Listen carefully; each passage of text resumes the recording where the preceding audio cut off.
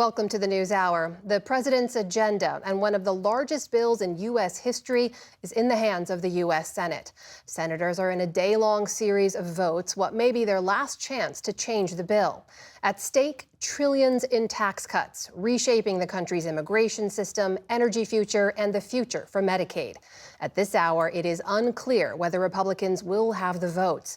Congressional correspondent Lisa Desjardins is here now with more on the bill's latest test in Congress. So, Lisa, we know the Senate released its version of the bill near midnight on Friday. I know you've been going through it. What are some of the key changes they made we should know about? Right, the Senate bill has fewer pages. It's a little bit smaller than the House, but it is more aggressive on tax cuts and it is more expensive. So looking through it, first of all, the Senate would make permanent some business tax cuts that are temporary in the House bill. In addition, on Medicaid, the Senate would actually increase one of the Medicaid cuts in here, but delay it by a year. Green energy, it adds a new solar and wind tax that those industries say would be very harmful, but that the senators behind it say would help. The CBO has come to the conclusion that this bill would add $3.2 trillion to the debt over the next 10 years. That is a major concern by a lot of Republicans. They're talking about that number. But to be honest, this debate has centered around Medicaid. And particularly, Democrats have been proposing amendment after amendment to try and reverse those cuts.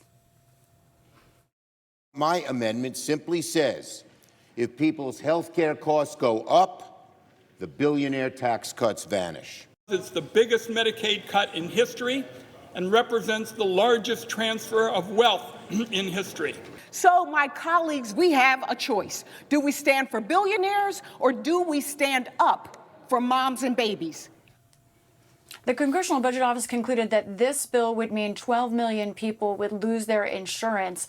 But the other argument comes from Republicans. They say that actually Medicaid is not sustainable as it stands right now. And then what they're doing is closing some loopholes and ending some abuse. Yes, there are some improvements and reforms to Medicaid to make it more efficient, to make sure that the people who are supposed to benefit from Medicaid do, and that it doesn't go to people who shouldn't benefit from Medicaid. It's good for working families, and it's been a long debate. I know people are weary, but at the end of the day, we want to get this done. It has been a long debate. This is a marathon this week, but it is not over yet. We're waiting for some of those major amendment votes still. Now, Lisa, as you and I speak here now, and we know things can change, but where does this bill stand? Does it have the votes? This is very close, Amna. You know, by my count, they really are close to that 3 Republican vote limit that they can afford to lose on this bill. So let's look specifically at what we know. First of all, there are 2 no votes, people who have said they are hard no's on this. That's Rand Paul of Kentucky and Thom Tillis of North Carolina, who just announced this weekend he is retiring.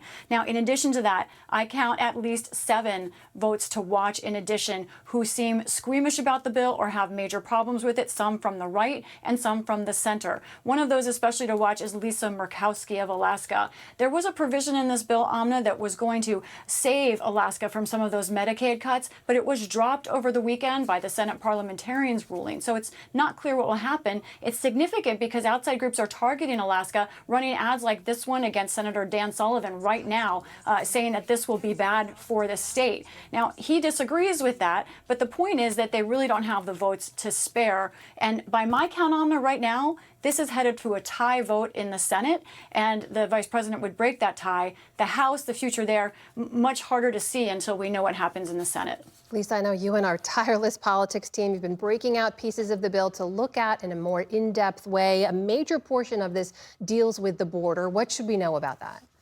There is a great deal of spending, huge amounts of cash going to the border here. Let's break it down, specifically this influx of cash. First of all, there'd be some $45 billion that they would invest in detention and deportation of migrants. There would be $46.5 billion for a border wall system.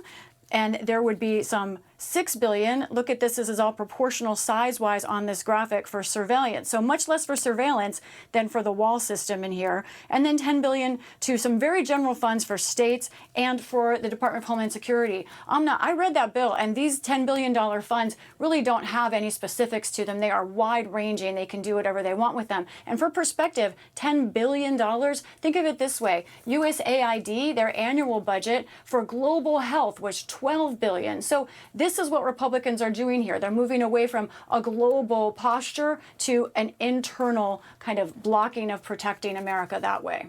All right, Lisa Desjardins with the very latest for us from Capitol Hill. Lisa, thank you. You're welcome.